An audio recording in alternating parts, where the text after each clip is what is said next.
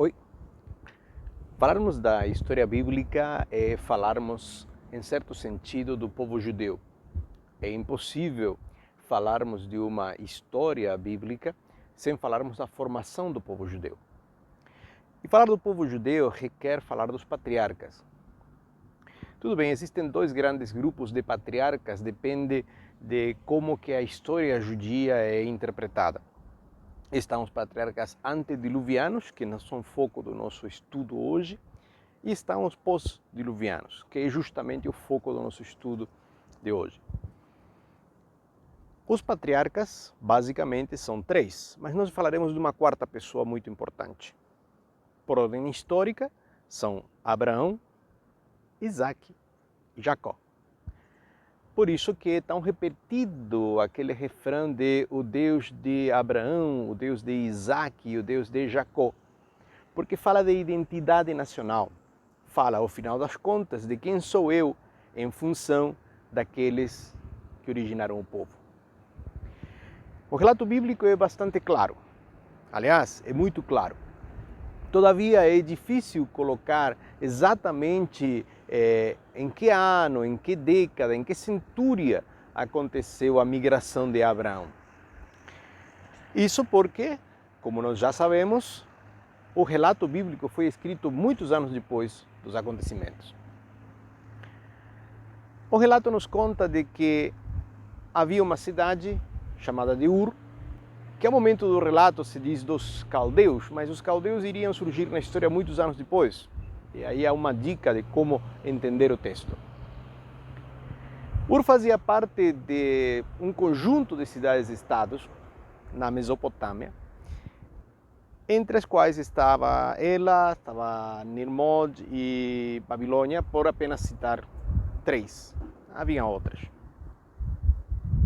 O chamado que geralmente nós atribuímos apenas a Abraão parece que primeiro residiu de alguma forma em Terá, seu pai. Não temos registro disso, mas é válido pensar que Terá de alguma forma não se sentia confortável ali naquela região que ele vivia.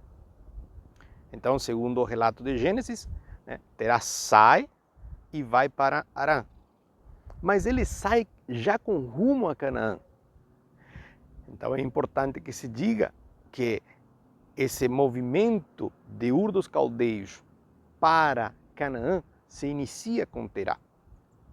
Terá teve 3 filhos, um dos quais morre ainda em Ur, outro fica e outro é Abraão, ou Abrão, que vai com ele nessa viagem.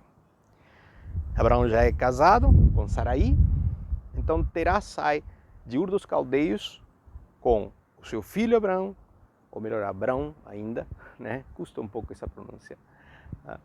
E a esposa dele, Sarai, e seu sobrinho Ló, que é filho daquele filho falecido. Eles vão e acampam, são seminômades, né?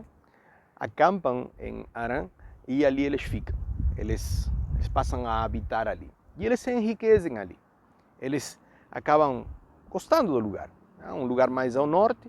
A Mesopotâmia naquela época já era desértica, não tão desértica como agora, né, aparentemente, mas não era mais aquela beleza, aquela bondade cheia de verdor de muitíssimos anos antes, né, porque ali naquela região que a Bíblia nos relata, do surgimento da raça humana, e é ali naquela região que outros relatos criacionistas também acontecem, então entendemos de que, além do registro fóssil, entendemos de que ali havia bastante verde.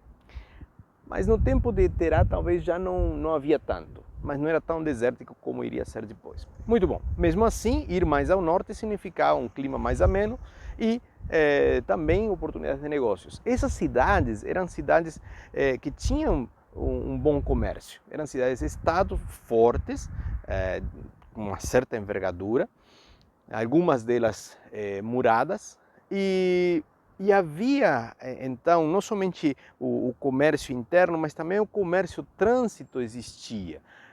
Digo isto porque nós imaginamos a história bíblica acontecendo no vácuo, né? Quando Terá sai, nós temos uma saída de uma civilização politeísta, de uma civilização cheia de crenças em vários deuses. Vocês podem ler na apostila depois alguns detalhes ao respeito que não vem ao caso. O interessante aqui, seguindo a trilha de Terá, é que Terá morre ali em Harã, e a viagem então continua com Abrão, ou melhor Abrão, Sarai, Ló, e todas as riquezas que eles tinham conseguido acumular. Eles realmente foram prósperos ali. Logo após a morte, e aí que a história se torna interessante, porque assim que Terá morre, Abrão recebe o chamado de Deus.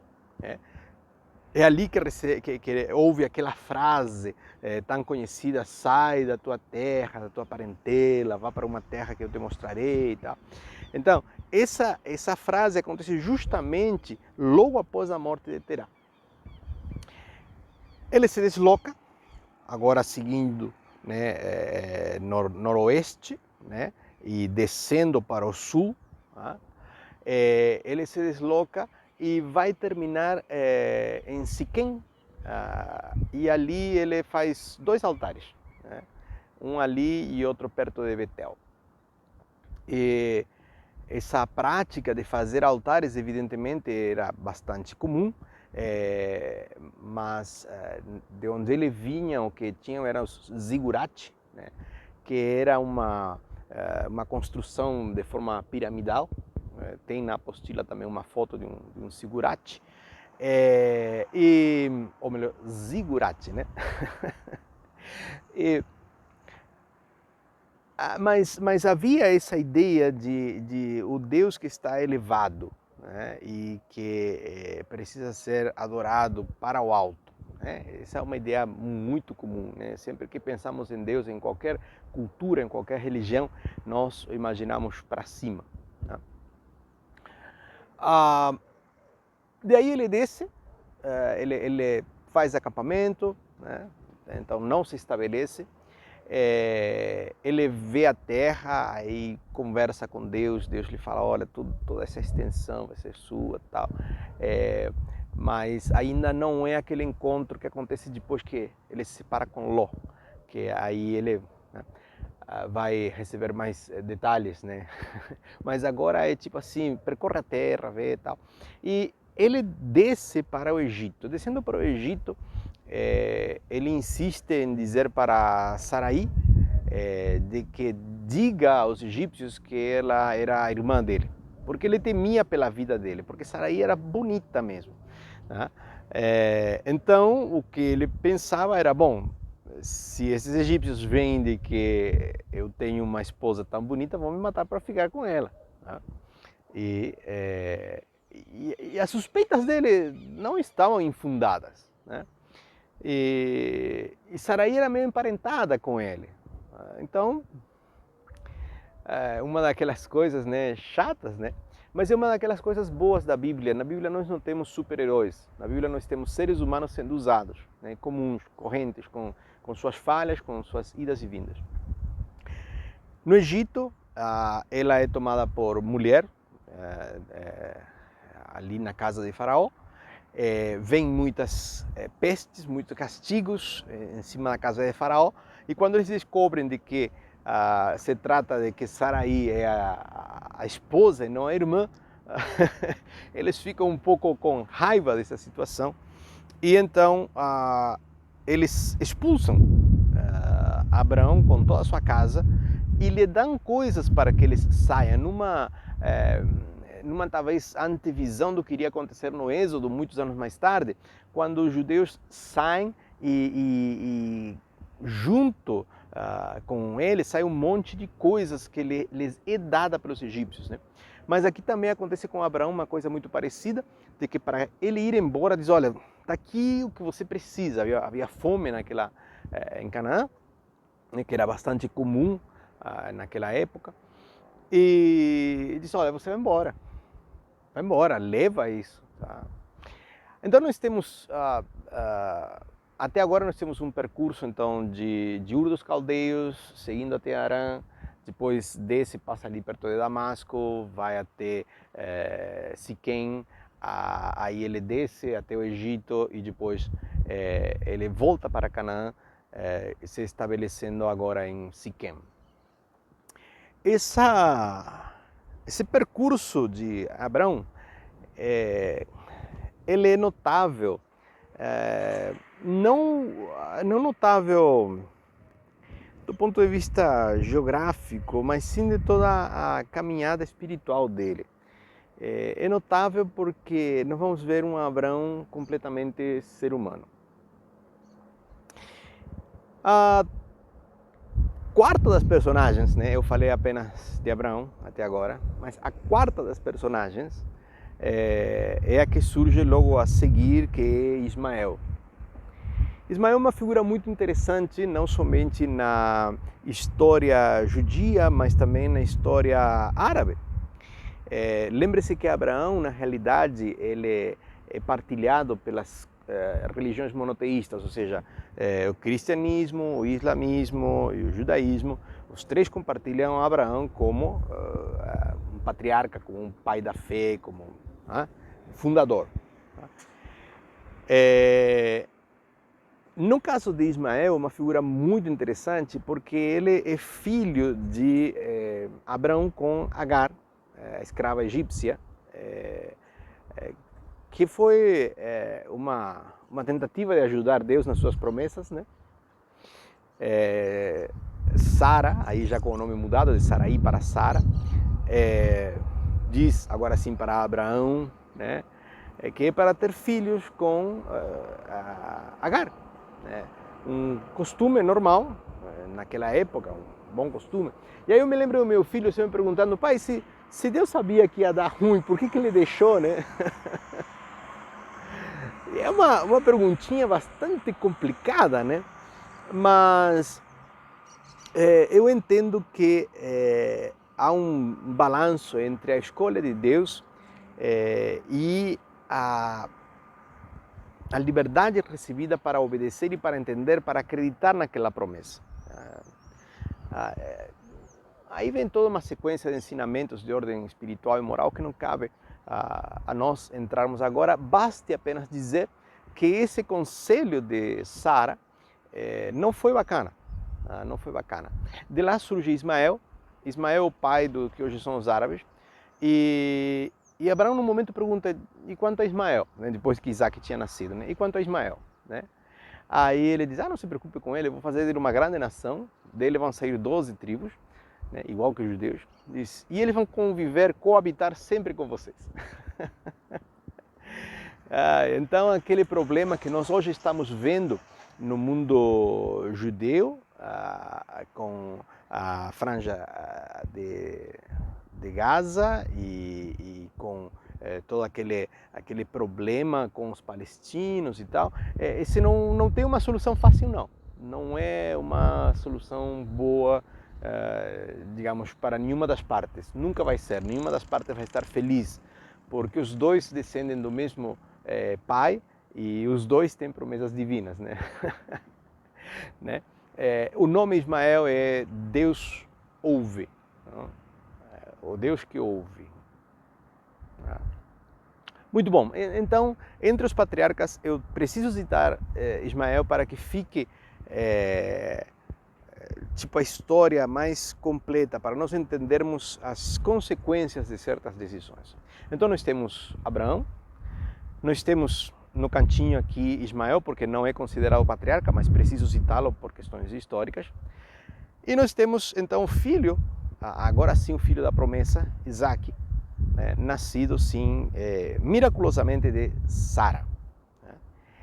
E é muito interessante os milagres que acontecem na linhagem do que depois iria ser o Salvador. Né? Está cheio desses milagres, cheio dessas coisas, especialmente com mulheres. Né? Especialmente com mulheres. Por exemplo, o nascimento de Isaac é um milagre. Tá? Ela não podia, é uma coisa que está dito desde o início, ela era estéril. Né? E no momento em que ter filhos era a maior honraria, Então o fato de ser estéril era motivo de zombaria, tal, muitas tristezas. Avançando um pouco na história, indo para o neto de Abraão, indo para Jacó, tá, filho de Isaac, né? Ele amava, né, a Raquel, mas a tribo de Judá desce de Lia e não de Raquel. Né? E depois nós temos outras mulheres interessantes na história. Nós poderíamos mencionar, por exemplo, a prostituta que cuidou dos espiões na entrada da Terra Prometida. Nós podemos mencionar Ana com o importante ministério de Samuel. Enfim, poderíamos fazer uma lista até chegar a Maria, né, que concebe de forma virginal. Muito bom, então nós temos o nascimento de Isaac. Ismael participa do rito da circuncisão, né? E esse é um dos motivos para dizer que eles dizerem que fazem parte desse pacto de Deus com a humanidade. Isaac é circuncidado, Ismael é mandado embora e Isaac cresce e ele vai então casar com Rebeca. E Rebeca não era uma mulher muito honesta com seu marido, vamos dizer assim. Ela preferiu Jacó e junto com Jacó eles tramam um plano para enganar o próprio pai, e a bênção então recai sobre Jacó e não sobre Esaú. Claro, obviamente que nós entendemos que nada disso aconteceu sem que Deus assim o quisesse, né? Nós entendemos que Deus foi quem aprovou Jacó e rejeitou a Esaú, baseado em quê? Em nada, em sua livre escolha, porque ele é o único ser livre, né, que realmente existe. Mas o instrumento foi ali Rebeca, junto com esse plano para enganar a Isaac. Da mesma forma que o instrumento para manter os judeus em certos limites é Sarai lá atrás com Ismael. Muito bom. Isaac então casa com sua Rebeca, a menina formosa, esse é o significado do nome Rebeca, e dele vão sair Jacó e Esaú, e então Jacó é o terceiro dos patriarcas. Então nós temos Abraão como patriarca, mencionei Ismael, que não é patriarca, mas que é importante que se mencione na história, Isaac e Jacó. Essa é a linha dos três patriarcas. O grande feito, ou a grande mudança, o grande ponto de ruptura ali na história é quando Jacó volta do seu autoexílio, porque ele foge de Esaú, né? E novamente ele se torna próspero, rico, tal, né? Ele acaba casando com a bisneta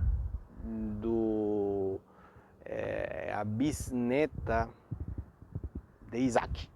Isso. Perdão, a bisneta de Abraão. Isso, a bisneta de Abraão. Não é por linha direta, ela vem pelo lado de Naor, que foi o que ficou lá em Ur dos Caldeios. Então, de lá é que nasce a esposa para Jacó, Raquel e Lia. Isso. Quando ele foge, ele precisa voltar, ele volta arrependido, ele volta com todas as suas riquezas, é o último a atravessar um riacho. Nós imaginamos, às vezes, quando falamos dos rios da Palestina, nós imaginamos que são tipo o Paranapanema, o Tietê, mas ele às vezes está mais para talvez o Pitangueiras, né, ou alguma coisa assim. São riozinhos muito estreitos. Tem um ou dois que são de maior envergadura, mas basicamente são riachos, né? O que nós chamaríamos de riachos. Assim como não tem grandes montanhas, tem alguns montes, algumas elevações, né?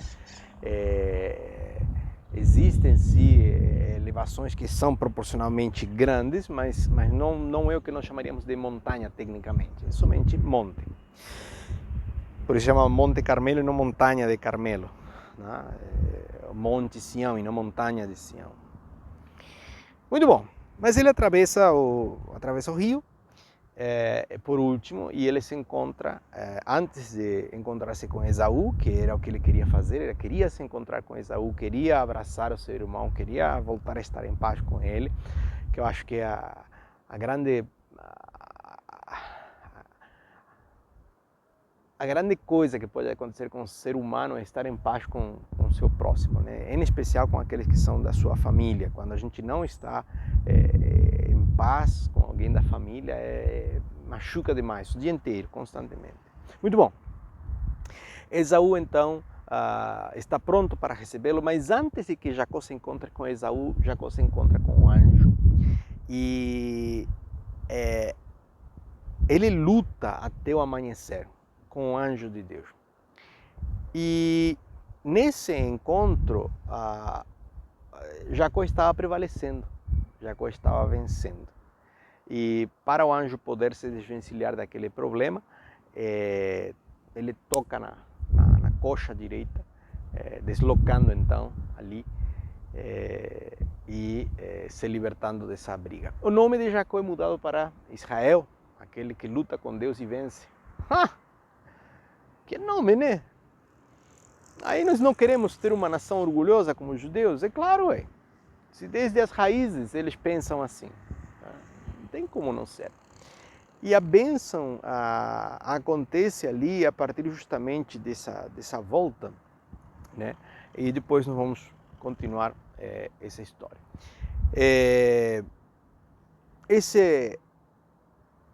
Esse encontro, essa unificação, não passa disso, ou seja, Esaú e Jacó vivem bastante bem, vamos dizer, mesmo que cada um no seu canto, mas as 12 tribos vão vir de Jacó, né? Então Jacó tem Raquel, tem Lia, Zilpa e esqueci o nome da outra. Eu vou anotar aqui. Mas essa é a estrutura da qual iria surgir as 12 tribos e, em especial, a tribo de Judá é a que nos interessa. Bom, tem material escrito. O material escrito tem outros detalhes que não estão no vídeo. Por exemplo, ali vai encontrar coisas sobre a criação.